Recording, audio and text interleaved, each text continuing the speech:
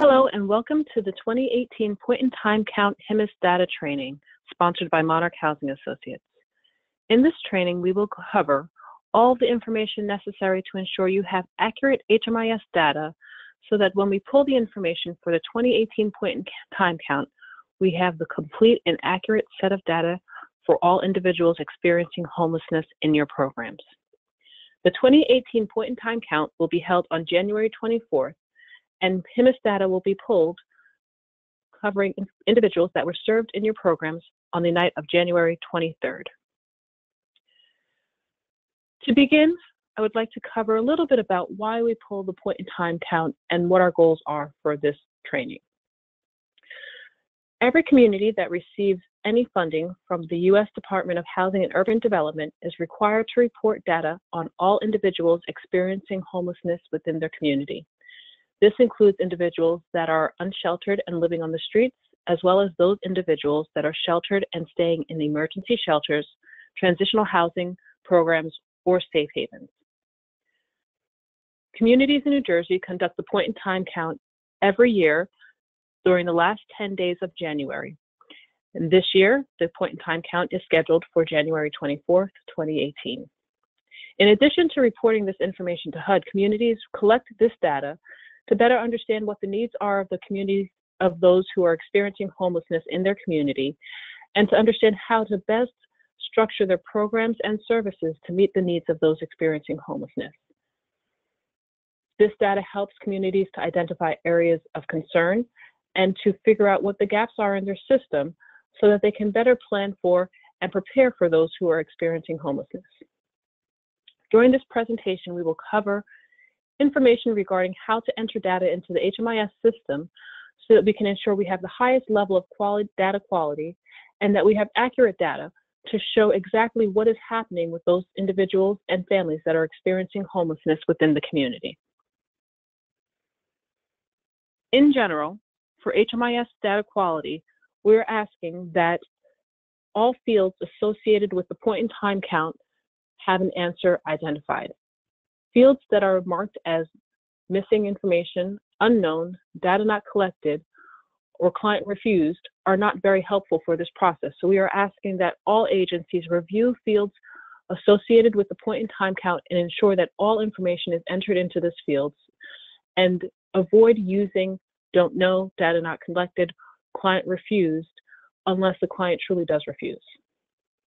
We also suggest that agencies and programs re-interview clients as data may have changed and information may have changed from the time of their initial intake to the time of the point-in-time count on January 24th. Please be careful when you're entering information about birth dates and monthly income or any other numbers within the system, as we would like to ensure that we have the correct information. The other key piece to keep in mind is that we do need all household members to be recorded properly in the system. For the purposes of the point-in-time count, we calculate households by the number of records that are in the system that we are able to pull.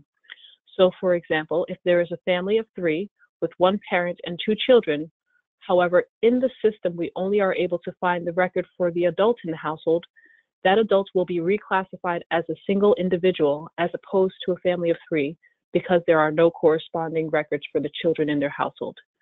We ask that you please double check the information for household members and ensure that all household members are recorded properly and connected to the household so that we may ensure that we are counting them correctly for the point-in-time count.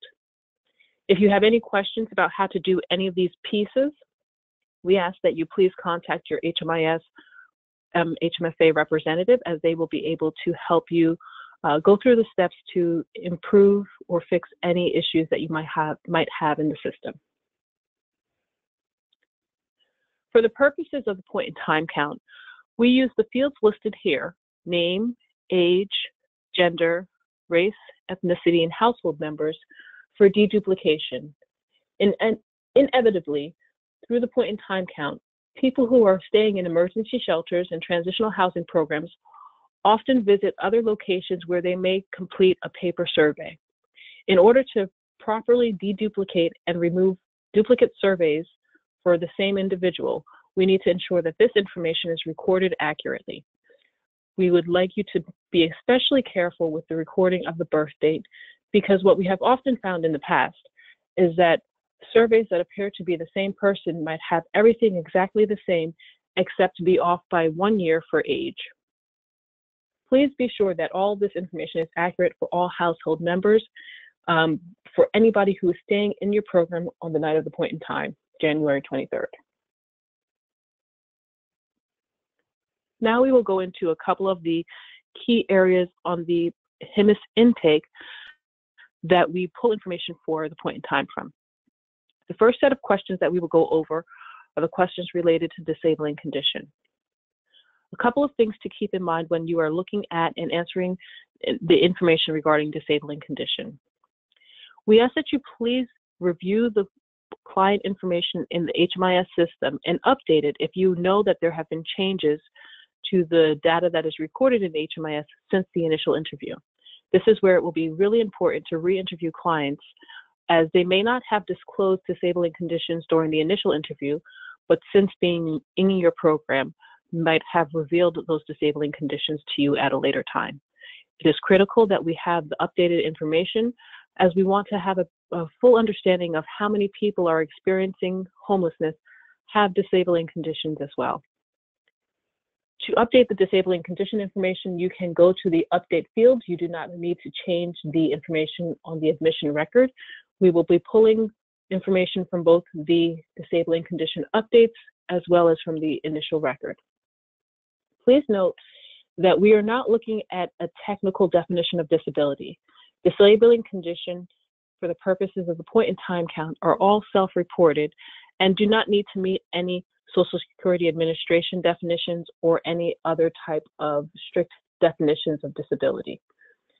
This is truly just a way for us to understand who has a disabling condition that is going to be around for a long time and impacts their person's ability to live independently, so much so that they would benefit from supportive housing. There are a couple of different parts to the disability question, and we would like to break it down a little bit. For all of the questions related to disabling conditions, you have those for persons who have physical disabilities, developmental disabilities, mental health issues, substance abuse disorders, chronic health conditions, and HIV/AIDS. As I mentioned before, the disabling condition is a self-reported disability, and you should enter the information based on what the client has reported or based on the knowledge that you have for the client. We say this only for those instances where the client gives you incorrect information and you know the information to be incorrect. For example, if there is a client who is enrolled in the PATH program and must have a mental health issue in order to be enrolled in the PATH program, but then indicates on their intake form that they do not have a mental health issue, you can override their answer and mark down that they have a mental health issue by virtue of the fact that you know that they are enrolled in a program specifically for those with mental health issues. This can be true for any other disabling condition as well. For example, if a person who is in a wheelchair comes before you and says that they do not have a disability, you can mark that they do have a physical disability because you can see it. We ask that you only do this where you can verify or you are certain that the disabling condition does exist. The second part of the disability question is a question requesting information about whether or not this disability is expected to be of long continued and indefinite duration and substantially impedes the person's ability to live independently. For this question, just think of it as them asking, will this person benefit from supportive housing? We suggest you do not read this question to individuals when you are doing the intake with them, as it is confusing for both staff and for the individual who is answering the question. Instead, think of this question as a guide. Does this person or has this person ever participated in supports to help them sustain housing in the past? Or would this person need supports in the future to help them sustain their housing? If you think of it in those terms, it might be easier to figure out whether or not this person's condition is expected to be of long continued and indefinite duration and substantially impedes their ability to live independently. In order for a person to be classified as having a disabling condition, you must first identify that they do have an issue in one of those 5 categories, And then also check the box indicating that it is expected to be of long continued and indefinite duration. If you do not check that box, the person will be identified as having an issue, but not a disabling condition. So please be aware of that difference. And there might be cases where a person has an issue that is not disabling, and vice versa, you need to ensure that when the person does have an issue that is disabling, this box is checked. The other subpopulation information that we collect on the point in time count are related to veteran status. For the veteran status question, we suggest that you ask the question, have you ever served in the armed forces? For this particular question, we are not concerned about the technical definition of veterans. We are aware that there are very many different definitions for veterans based on the service that the person is trying to access. There's no time frame requirement for qualifying as a veteran, and we want to make sure that people understand we just simply want to know if the person has ever served in the armed forces. It might also be key to ensure the client that answering yes to this question will not prevent them from receiving services from your organization. We have traditionally found that the veterans homeless count has been an undercount of those people who might be homeless veterans, and this is typically tied to confusion about the veteran's definition or to the client's fear of answering about their veteran status for fear that they might not receive the services that they are seeking from your organization. We hope that these tips will help us to better count and capture the veterans population within the community. The other subpopulation that we collect information on are victims of domestic violence. Different from the 2017 point in time count, in the 2018 count, we will be collecting information about people who are currently fleeing domestic violence. As a result, there are two questions that must be answered on the HMIS intake form in order for a person to qualify as currently fleeing domestic violence. Once you have identified that the person is a victim of domestic violence, you must answer the secondary question that asks if the person is currently fleeing. Please note that there are no time frame requirements around how long a person can be fleeing. This is a self-described process, so it is really about whether or not the client feels that they are currently fleeing domestic violence. They might be fleeing for a period of 6 months before they get to your program, so it is fine if the domestic violence experience occurred 6 months ago. As I mentioned before, there is no time frame requirement, and it is all about how the client themselves feels about their situation. Please avoid answering client doesn't know, data not collected, or client refused unless the client truly has refused or does not know. The next set of questions that we will go over are those regarding homeless history. For the purposes of the point in time count, we use the questions around homeless history to identify the chronically homeless population, as well as to better understand how long people are experiencing homelessness in the community before they are able to regain stable housing. The first question in this, once you have identified that a person is coming from a homeless location, or once they have been entered into your program, the first set of questions that we look at are the question regarding their approximate date that their homelessness started. For this particular question, as I mentioned, we use this to figure out if a person is chronically homeless. And the reason that we really are interested in the chronic homeless status is that this helps us to understand a little bit better how the systems are working in your community and whether or not the service programs and the procedures and processes that you have in place are effective in helping people to access permanent housing. This information and the changes in the chronic homeless population from year to year help us to understand how this population is fluctuating and whether or not the process that you have in place is effective. This information is used not only for HUD reporting on the point in time and for the application, but it's also used for local planning purposes to ensure that we identify successful models for program implementation to better serve the community.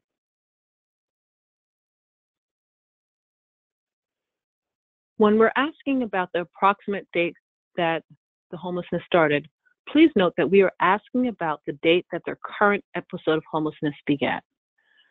We are not asking in general how long a person has been homeless, but how long they have been homeless just prior to coming to you. So we're hoping to get a better sense of whether a person has been homeless for a long time prior to coming to your program at admission, and to see where they have been during that period.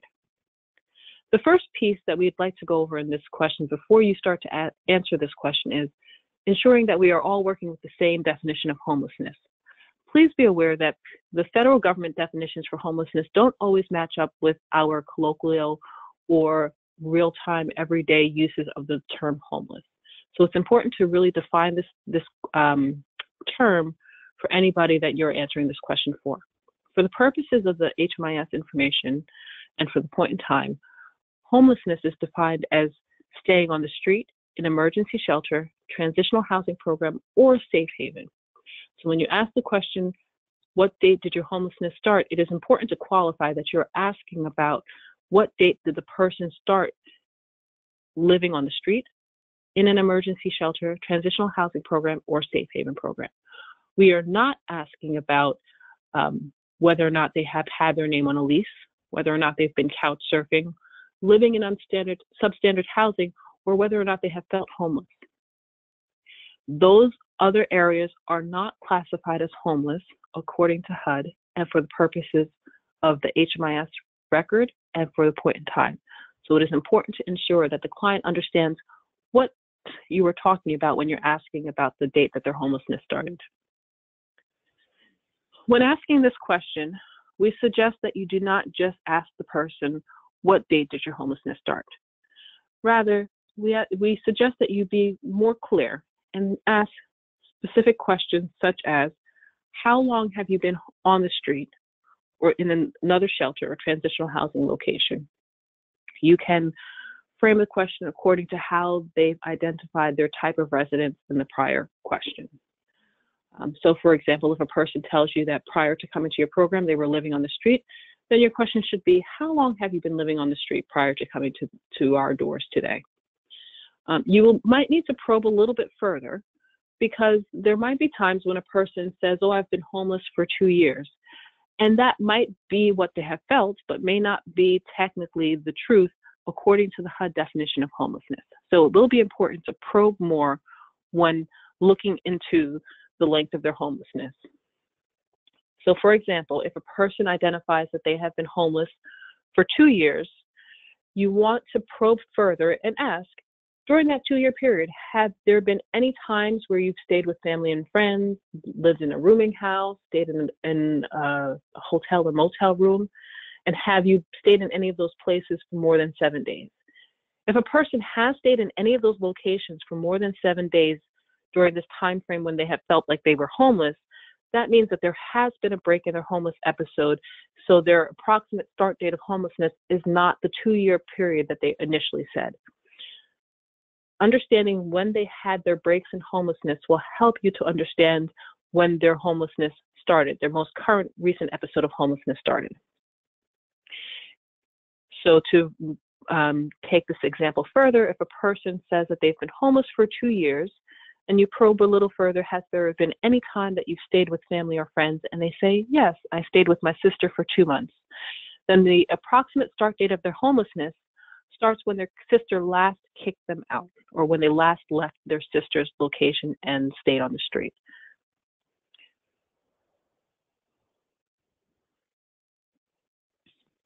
The next part of the question around homeless history is asking about the number of times that a person has been on the streets, in emergency shelter, or in a safe haven program in the last 3 years.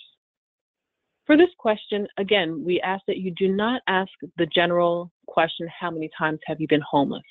As we mentioned before, everybody's definition of homelessness might be different. And so the number of times that they provide to you may not be accurate because they might be working from a different definition of homelessness. Instead, you should ask very succinct questions and ask them in very small, compact questions so that you can get the answer to this question. So for example, you should ask, in the last 3 years, how many times have you been on the street? In the last 3 years, how many times have you been in an emergency shelter? If you ask the questions in this way, You can get the individual answers for each part of the question and then add them together to find out the full number of times the person has been homeless on the street, in emergency shelter, or safe haven program in the last 3 years. The follow-up to the question regarding the number of times that a person has been homeless is the number of months that they've been homeless in the last 3 years. This question is critical as the new definition of chronic homelessness requires a person to be homeless for at least 12 months over a period of 3 years, either continuously or in 4 separate locations. For this question, again, you want to avoid just reading the question as it is framed and asking how many months have you been homeless in the last 3 years. Instead, use information that they provided to the previous question and use that as a guide to help them parse out how many months they've actually been homeless over the last 3 years. So for example, if a person says that they've been on the street for 3 times in the last 3 years and in emergency shelter twice, then you can ask individual, small, short questions for each episode. So you might say something like,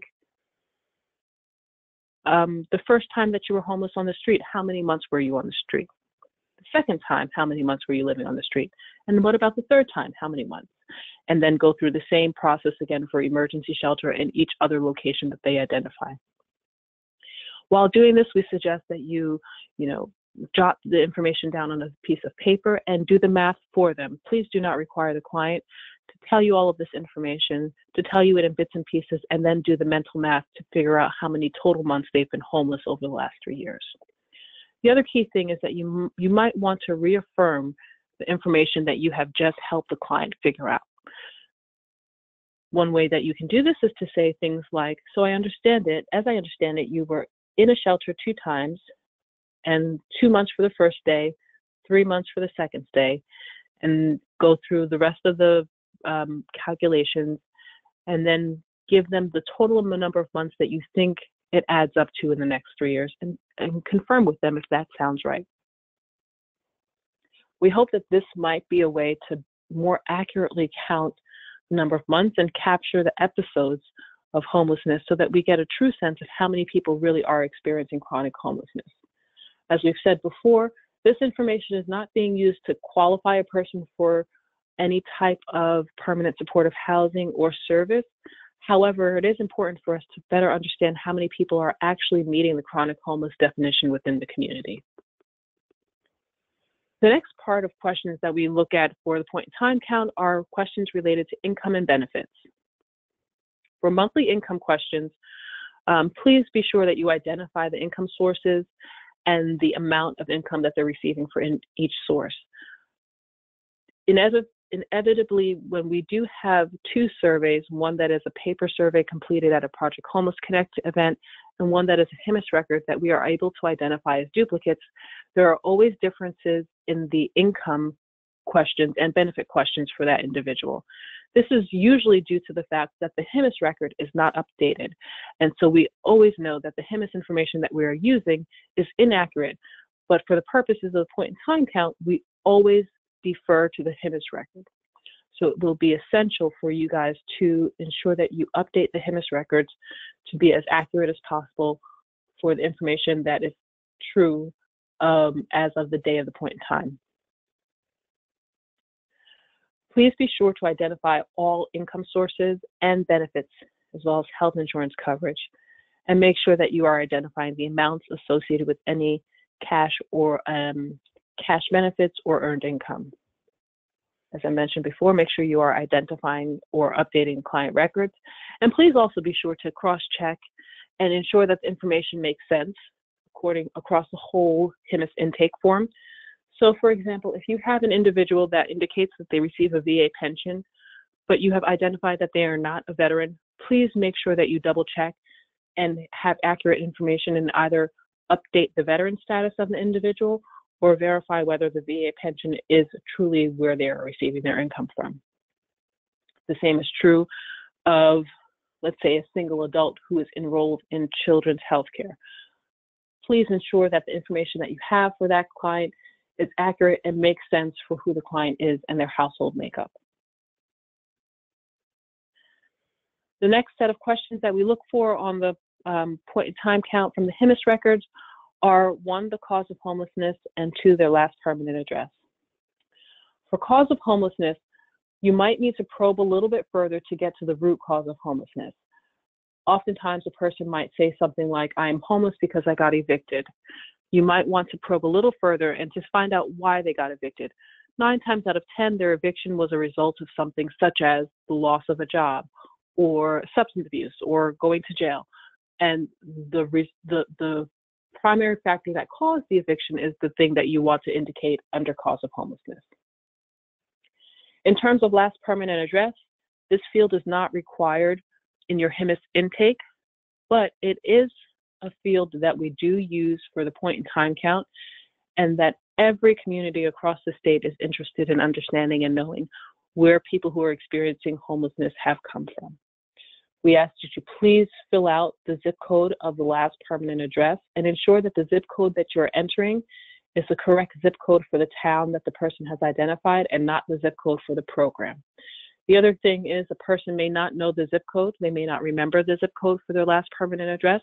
If that is the case, please write down the town and look up the zip code for them so that you can have the accurate information entered into the survey or into HMIS. Outside of that concludes all of the questions that we look at regarding the HMIS intake form for the point in time count. Outside of the HMIS record, we ask that all agencies and programs that are serving the homeless, any shelters that have a HMIS record that's being pulled for the survey, complete the sheltered summary form, which is pictured here. The sheltered summary form is one way for us to verify that we have the correct number of records associated with your program. On the sheltered summary form, there are simply 5 questions that must be answered. We ask that you enter information about the county for which your program is in, the agency name, program name, your HMIS program name, and then the total number of people, both adults and children, that were served on the night of January 23rd. As I mentioned, we use this to determine whether or not we have the right number of records from the HMIS system. So for example, if your program serves 20 people and we only have 15 records from HMIS, we know that we need to contact you to figure out where the other 5 records are. As you will see on this form, there are a number of boxes. Each program or each agency, if you have multiple programs, you can fill out multiple boxes for each program, but it's 1 box per program. We ask that this information be submitted by January 26th to your point in time coordinator for your community. If you can submit it much sooner than that, we would appreciate that as well, as it will help us to review and verify HMIS records in a more timely fashion. A couple of important dates to keep in mind. 1, we've already confirmed with all of your communities which records we will be pulling from HMIS. If you're listening to this webinar, then you are one of those programs that will be pulled from the system. We ask that, as I mentioned before, all sheltered summary forms be submitted by January 26th. We will do an initial pull of HMIS records on January 26th and verify which records, how many records are pulled from the system as compared to what has been submitted on the shelter summary form. Agencies will have until February 6th to do any data cleanup. As a note, when we do the sheltered summary form and the initial look at the data, we are only looking to ensure that we have the correct number of records. The detailed information within each record is up to the agencies to verify the accuracy of that information. So we ask that you please update the client records by February 6th so that we know that we have the correct information for each client. We will do a final HMIS pull on February 7th. Whatever is in the system on that date will be what is used for the point in time count, and we will not be able to change the information after that date. Thank you. This concludes the point in time HMIS data training. If there are any further questions about how to do updates or about the HMIS data that we pull for the purposes of the point in time count, please feel free to contact us at njcounts@monarchhousing.org. Or you can contact your HMIS program area manager from HMFA who can help you with any specific points about how to correct HMIS data or address any issues in the data. Thank you for participating in this training, and thank you for all the work that you're doing with the point-in-time count and serving those who are experiencing homelessness. We look forward to working with you, and again, if you have any questions, feel free to contact us.